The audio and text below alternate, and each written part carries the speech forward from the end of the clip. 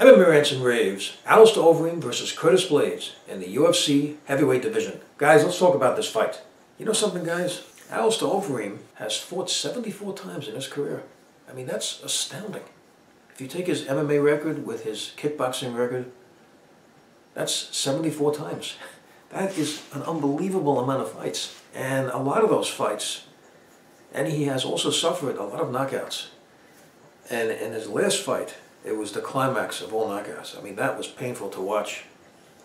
I don't remember seeing a knockout that brutal in the heavyweight division in a long time.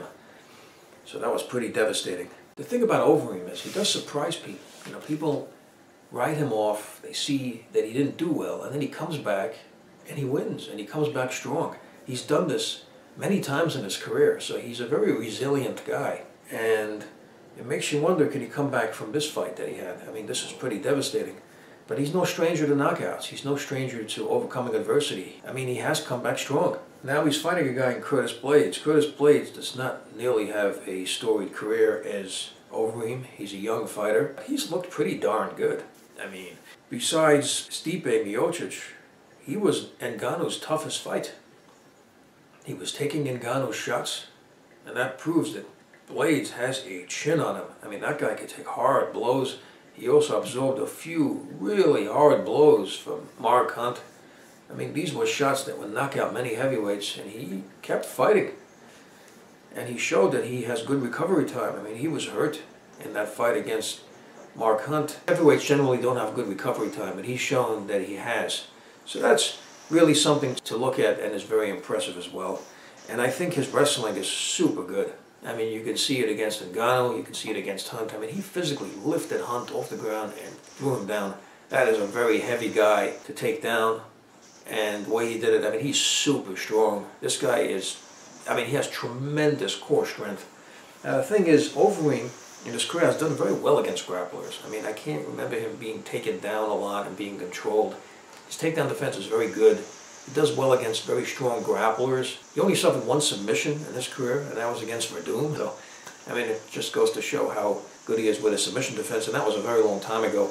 There is something else that I haven't talked about before. It's about home field advantage, and I know it's not too much to look into it. I have noticed statistically that fighters do predominantly fight better at home than they do on the road.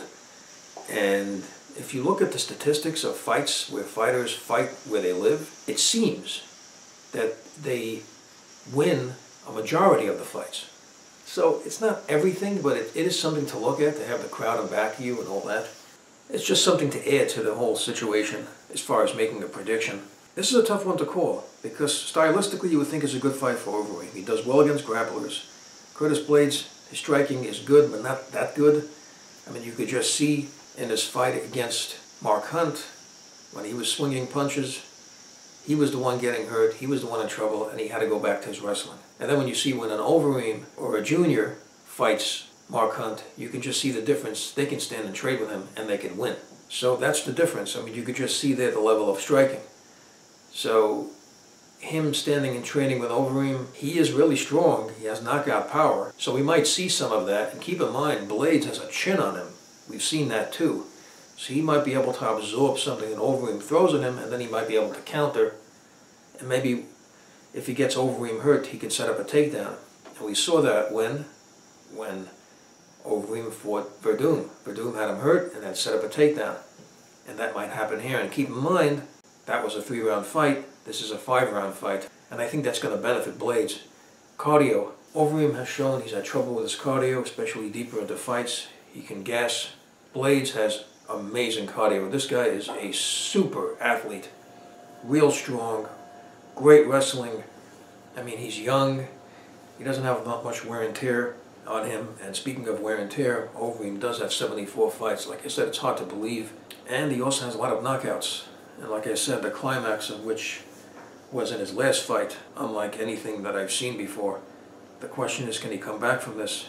He is a human being, and the question is, how much more can this guy fight? So based on chin, youth, athleticism, cardio, I'm going to go with a prediction here. I have Curtis Blaydes to win this fight. I would like to know what you think about the fight. Please leave your comments, please subscribe, please like up this video, and thank you for tuning in.